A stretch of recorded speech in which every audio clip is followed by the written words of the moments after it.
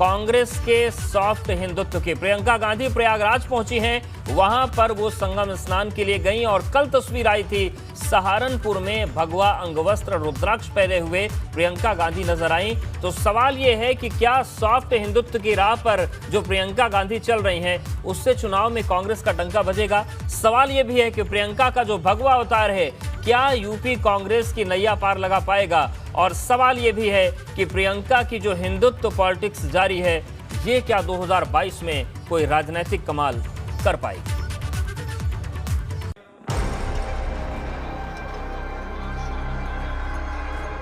सियासत चीज ही ऐसी, अगर सत्ता हो तो उसे बरकरार रखने की चुनौती, अगर सत्ता से बाहर है तो वापसी की चुनौती।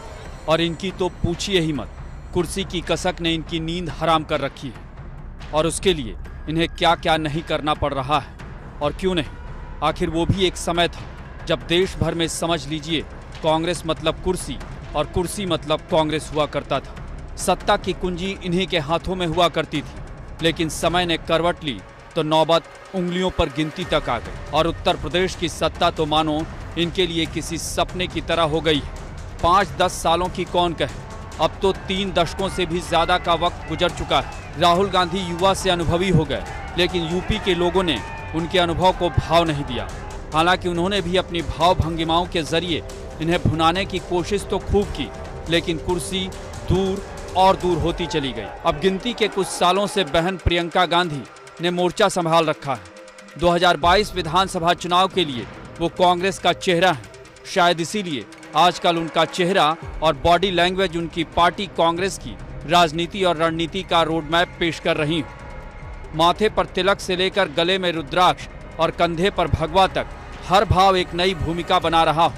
मंदिरों और मज़ारों पर मत्था टेकने से लेकर हिंदू तीर्थस्थलों पर गंगा यमुना में डुबकी लगाने तक प्रियंका की सोच बस यही है कि कांग्रेस की डूबी हुई सियासी लुटिया को किसी भी तरह सत्ता और सियासत की गंगा में फिर से खेया जा सके। बस इसी कशमकश ने इन दिनों उत्तर प्रदेश में इन्हें व्याकुल कर रखा है।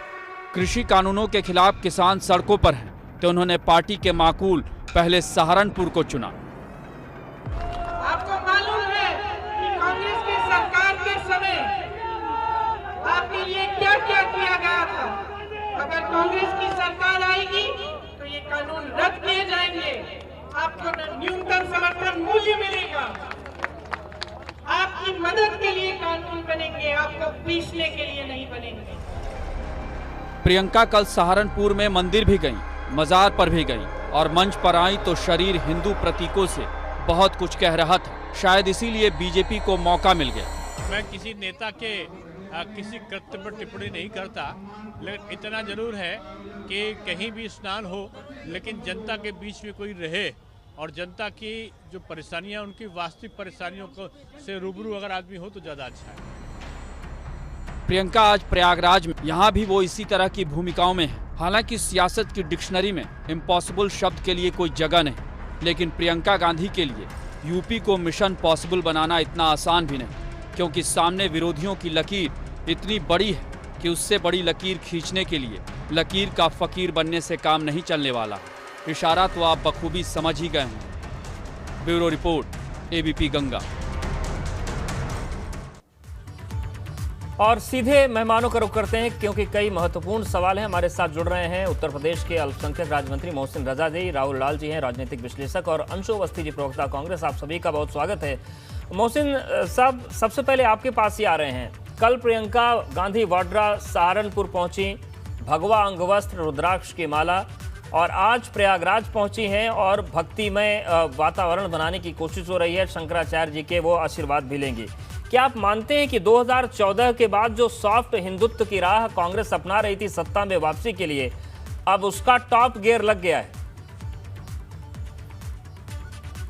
देखिए, निजी स्वार्थों के लिए कांग्रेस ने देश में 60 साल शासन जब किया तो इनके प्रधानमंत्री खुद कहा करते थे कि हम 100 रुपया भेजते हैं, 15 पैसे पहुंचते हैं, तो 15% काम किया इन्होंने देश के लिए और 85% काम किया अपने निजी स्वार्थ के लिए। तो देश की जनता जान चुकी है और आज भी ये निजी स्वार्थों के लिए इस तरह से जाना ठीक है, अच्छी बात है। पापों का प्रायश्चित करना चाहिए, आप जहां जिसमें आस्था रखते हैं, लेकिन आस्था और निजी स्वार्थ में बड़ा अंतर होता है।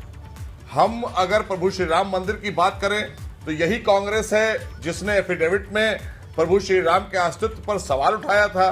तो आज भगवा क्यों, फिर आज टीका क्यों, आज क्यों मंदिर में माथा टिक रहा है? हम भी तो कह रहे थे कि आस्था का विषय है, हमने इसको कभी राजनीति से जोड़ा नहीं। लेकिन आज अगर कांग्रेस जा रही है तो राजनीति ही कर रही है। वो आज भी देश हित में नहीं है, निजी स्वार्थों के लिए। मैं तो एक प्रश्न पूछना चाहता हूं आपके चैनल के माध्यम से कि किसानों की जमीनों के मामले में प्रियंका जी के पति आरोपी हैं, तो किसानों की जमीनें वापस करा दें, तब किसान आंदोलन में शामिल हो। और दूसरी बात यह है कि अगर सब जगह जा रही हैं तो फिरोज जहांगीर साहब जो इनके ग्रैंडफादर हैं, दादाजी हैं प्रयागराज में, उनकी मजार पर भी जाना चाहिए। उससे इनकार क्यों है? अभी भी निजी स्वार्थ है ना कांग्रेस का। बिल्कुल बिल्कुल।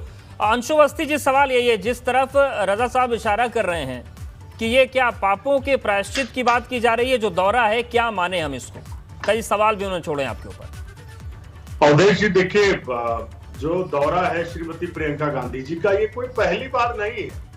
जब से वो उत्तर प्रदेश की प्रभारी बनी है उसके पहले भी हमेशा वो आती रही है। और कांग्रेस पार्टी, गांधी परिवार सभी धर्मों का सम्मान करता है, आदर करता है, सभी धर्मों के प्रति आस्था है। लेकिन हमने कभी भी धर्म को राजनीति में शामिल नहीं किया। नहीं शामिल किया है अंशु जी। पार्टी के गांधी परिवार 2019 के महाकुंभ में जब प्रधानमंत्री नरेंद्र मोदी प्रयागराज गए थे संगम स्नान के लिए, तब आपने कहा था कि नौका विहार कर रहे हैं, मतलब प्रधानमंत्री जाए तो नौका विहार और आप जाएं तो धर्म धुरंधर। नहीं, मुझे लगता है अवधेश जी ये बात अभी बीजेपी के साथी पूछ लेंगे। कम से कम आप मेरी बात सुन लीजिए। मैंने इसीलिए कहा कांग्रेस पार्टी के लिए एज ए पॉलिटिकल पार्टी हमारे लिए राजनीतिक मुद्दे, नौजवानों की बेरोजगारी है, उत्तर प्रदेश में बढ़ रहा अपराध है, और उत्तर प्रदेश में महिलाओं के प्रति जो असुरक्षा की भावना है, भाजपा के जो बहुत सारे नेता, विधायक, मंत्री स्वयं बलात्कार में लिप्त हैं, उससे उत्तर प्रदेश को मुक्ति कैसे दिलाई जाए, इसको लेकर कांग्रेस पार्टी श्रीमती प्रियंका गांधी जी के नेतृत्व में जनता के बीच में भी जा रही है और जनार्दन के बीच में भी जा रहे हैं। हम भगवान से प्रार्थना करेंगे कि उत्तर प्रदेश की सरकार को सद्बुद्धि दे कि वो 2:30 बजे रात को एक पीड़िता के परिवार की अनुमति के बिना उसकी बेटी की लाश डीजल और पेट्रोल डालकर जला देती है उत्तर प्रदेश की सरकार। ऐसी सरकार की सद्बुद्धि के लिए श्रीमती ठीक है अंशु जी, लेकिन जो सवाल मोहसिन जी ने पूछा था उस पर भी आएंगे हम कि अगर जमीन को लेकर रॉबर्ट वाड्रा आरोपी हैं तो क्या उस पर भी कांग्रेस को विचार करने की जरूरत है जब आप अन्नदाताओं की बात करते हैं? लेकिन मुझे लगता है कि आप भूल जाते हैं कि आप बीजेपी के प्रवक्ता नहीं, बीजेपी की प्रवक्ता नहीं, मुझे बहुत अच्छे से अंशु अवस्थी जी याद है, मुझे बहुत अच्छे से याद है कि मैं क्या हूँ। मैं तो याद दिला रहा हूँ आपको कि सवाल जो पूछा गया उसका जवाब आप नहीं देंगे। अगर मैं पूछूंगा कि प्रधानमंत्री का स्नान नौका विहार है तो प्रियंका का क्या है, आप वो नहीं बताएंगे। अगर आप इस मुगालते में है कि मैं कांग्रेस का प्रवक्ता बन जाऊंगा तो वो मुझे कोई शौक नहीं है। वो प्रमोद कृष्णम जैसे साधु संत को आप बनाइएगा प्रवक्ता, किसी गलत फहमी मत रहिएगा। राहुल लाल जी, अब ये जो तस्वीर हम दिखा रहे थे कि प्रियंका गांधी वाड्रा संगम में नाव चला रही हैं, कैसे लगा सकते हैं? क्यों नहीं लगाएंगे? पूरा देश जानता है कि आरोपी हैं वो, पूरा देश जानता है कि आरोपी हैं। राहुल जी, देखिए सवाल ये कि नौका किसकी चला रही है ये प्रियंका जी? ये कांग्रेस की नौका है, 2022 के जंग की नौका है, ये क्या इसके मायने इन तस्वीरों और चैनल पर बैठकर आप प्रवक्ता बन रहे भारतीय जनता पार्टी के तस्वीरों के मायने? राहुल जी थोड़ा माफी चाहेंगे। अंशु अवस्थी जी, ये जो प्रवक्ता कहने वाली बात है ना, ये आप लोग का ट्रेंड है, इससे में कोई फर्क पड़ता नहीं है। और अगर आपको ये गलत फहमी है कि आपके हिसाब से सवाल करेंगे तो वो भी नहीं होगा। सवाल हम वही करेंगे जो पूछा जाना चाहिए, तो आप कम से कम नहीं बताएंगे। अरे आप अपना विश्लेषण करिए सर, सत्ता वापसी की जंग मची, आप मुझे प्रवक्ता बता देंगे तो मेरी सेहत पर कोई फर्क नहीं पड़ना है। राहुल जी, ये तस्वीरें क्या कहती हैं? देखिए, इन तस्वीरों के बड़े गंभीर और गहनतम मायने हैं जो तस्वीर आप दिखा रहे हैं। प्रयागराज में ये केवल नौका विहार ही नहीं है, एक तरह से जो लंबे समय से कांग्रेस दूर रही है उस पूरे कांग्रेस में एक तरह से उसको स्वतः स्फूर्त रूप से उस कांग्रेस को ऊपर उठाने का प्रयास भी है। देखिए, यहाँ पे जो मोहसिन रजा जी की जो प्रतिक्रिया है वो प्रतिक्रिया उनकी बड़ी स्वाभाविक है, क्योंकि देखिए राम के नाम पे पूरा पेटेंट भारतीय जनता पार्टी सदैव चाहती रही कि वो उनकी प्रतिक्रिया को आप अच्छा बता रहे हैं। अभी अंशु जी आप कोई प्रवक्ता कह देंगे? नहीं, कोई ना, हमें कोई भी कुछ भी कह दे, हमें अंतर नहीं है। मैं तो सुनता ही रहता हूँ, कभी कोई हमें आतंकवादी भी कह देता है, बुद्धिजीवी भी कह देता है, आजकल वो कुछ अरमान नक्सल भी कह देते हैं लोग, तो तमाम नामों से नवाजा जाता हूँ। अब वो उसके लिए मैं टेंशन नहीं लेता हूँ। मैं कह रहा हूँ कि देखिए, अभी इसमें राम नाम पे किसी कोई एक पार्टी का पेटेंट नहीं हो सकता कभी भी कि वो राम का नाम कार्ड लेके केवल बीजेपी चलेगी और दूसरी कोई पार्टी जो है कि वो नहीं लेके चलेगी। क्योंकि ऐसे भी हम लोगों ने पूरे मामले में देखा है अभी कि जिस तरह से भी पश्चिम बंगाल में हम लोगों ने देखा कि वहाँ पे एक तरह से सुभाष चंद्र बोस की 125वीं जयंती मनाई जा रही थी और उसमें जिस तरह से जय श्री राम के नारे लगा रहे थे, जय श्री राम का नारा लगाना बुरा चीज नहीं है, लेकिन सुभाष चंद्र बोस के जयंती के दिन आप कम से कम सुभाष चंद्र बोस, लेकिन जो तस्वीरें हैं कि हाथ में नारियल है, रुद्राक्ष है, क्या वो जो सॉफ्ट हिंदुत्व की बात बार बार आती है उस पर कांग्रेस उस ट्रैक पर आ रही है क्या 2022 के मद्देनजर? नहीं, देखिए, एक तो ये निजी आस्था का भी चीज हो सकता है और सॉफ्ट हिंदुत्व की तरफ वो आ भी सकती है। हम लोगों ने देखा है कि पहले भी जब कुंभ का मेला हो रहा था तब भी जो है कि हम लोगों ने प्रियंका जी को स्नान करते हुए देखा हम लोगों ने। और इन तस्वीरों को कहीं से भी मैं ये नहीं मानता कि ये कुछ गलत चीज है कहीं से भी। इसको जितना बीजेपी को अगर उस तरह के पूरा का पूरा अधिकार है, वो पूरा अधिकार कांग्रेस को भी जाता है। अभी हम लोग जो दृश्य देख रहे हैं, भाई एक धर्म विशेष को जोड़ के धर्म से अगर कोई नैतिक आग्रह लेना चाह रहा है अगर, और अपने पार्टी को धार्मिक नैतिकता से अगर कोई जोड़ना चाह रहा है, तो मोहसिन जी को तो खुश होना चाहिए कि मर्यादा पुरुषोत्तम राम के आदर्शों से अगर कांग्रेस भी प्रभावित हो रही है तो इसमें परेशानी क्या है इसमें? जी भाई, राम राज्य अगर बनना है। एक छोटा रिएक्शन ले लेते हैं मोहसिन सर, अगर वो धर्म की तरफ आ रहे हैं, धर्म के प्रति सम्मान और लगाव बढ़ा रहे हैं, तो क्या दिक्कत है? एक छोटा रिएक्शन फिर ब्रेक पे जाएंगे। नहीं, बहुत अच्छा है अवधेश, मैं उनका स्वागत करता हूं। आए, सद्बुद्धि दे उनको प्रभु श्री राम। कम से कम इनके पूर्वजों ने या इनके बुजुर्गों ने प्रभु श्री राम के अस्तित्व पर सवाल उठाकर बाकायदा एफिडेविट सुप्रीम कोर्ट में लगाया हुआ है। वो वाला सुप्रीम कोर्ट से एफिडेविट तो वापस ले लें। अभी तो यकीन हो गया ना, प्रभु श्री राम है, मर्यादा पुरुषोत्तम राम है, मर्यादा में रहकर कम से कम उस सर्टिफिकेट को वापस ले लें जिस पर कांग्रेस ने प्रश्न चिन्ह लगाया था। मैं कब मना कर रहा हूं, राम सबके हैं, आइए ना, पहले क्यों नहीं आए थे? ठीक है, पहले तो आपको खजूर खाने से फुर्सत नहीं थी। 1993 का घटनाक्रम याद होगा, उस समय उसमें कांग्रेस एक तरह से अध्यादेश लेके आई थी और उस समय आपकी पार्टी भारतीय जनता पार्टी उसके समर्थन में नहीं कूदी थी। मोहसिन जी, राम मंदिर का निर्माण आपके कार्यकाल में हुआ, वो बहुत बहुत बधाई हो आपको, मैं आपके उस श्रेय को नहीं छीन रहा। लेकिन अगर उसी समय ये राजनीतिक आरोप प्रत्यारोप ना होते तो 90 के दशक में ही 91 के जब 1991 में राम वो टूटा ढांचा और 1993 में ही उसमें तत्कालीन जो नरसिम्हा राव की सरकार थी वो एक अध्यादेश का प्रस्ताव लेके आ गई थी। लेकिन तब राजनीतिक कारणों से आप लोगों ने उस अध्यादेश का समर्थन नहीं किया था, काफी तगड़ा विरोध किया। जवाब ले लेते हैं जी।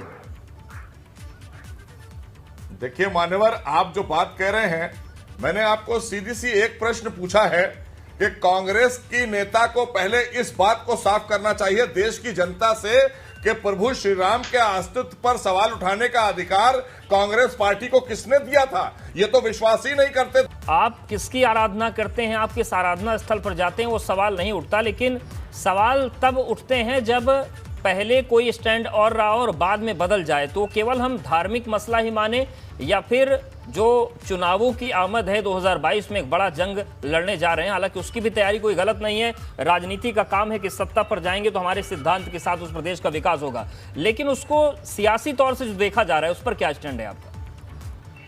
देखिए, कोई भी स्टैंड नहीं बदला। हमेशा हमने पहले ही कहा कि एज ए पॉलिटिकल पार्टी हम सभी धर्मों का सम्मान करते हैं और उनके प्रति आस्था है। कांग्रेस पार्टी चाहे पंडित जवाहरलाल नेहरू जी के समय से हो, इंदिरा गांधी जी, सभी, चाहे मंदिर में दर्शन करने की बात हो या संगम में डुबकी लगाने की बात हो, स्नान करने की बात हो।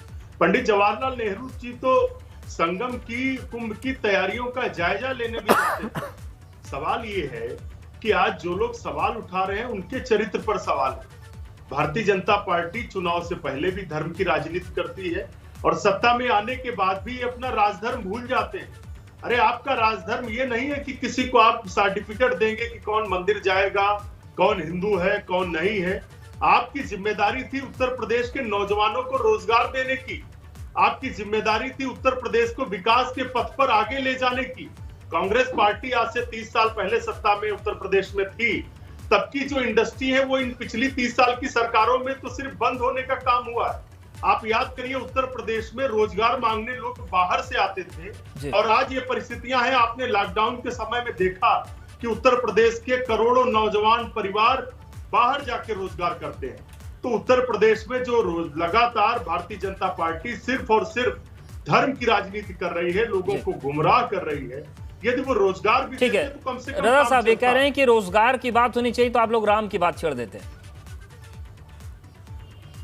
देखिए, जब से अवधेश देश में आदरणीय मोदी जी की सरकार बनी है, तब से और उत्तर प्रदेश में आदरणीय योगी जी की सरकार, हमने लगातार यहां पर विकास किए हैं और विकास का परिणाम यह है, कौशल विकास के जरिए हम लोगों ने प्रशिक्षण देकर 4 लाख से ज्यादा लोगों को रोजगार दिया है।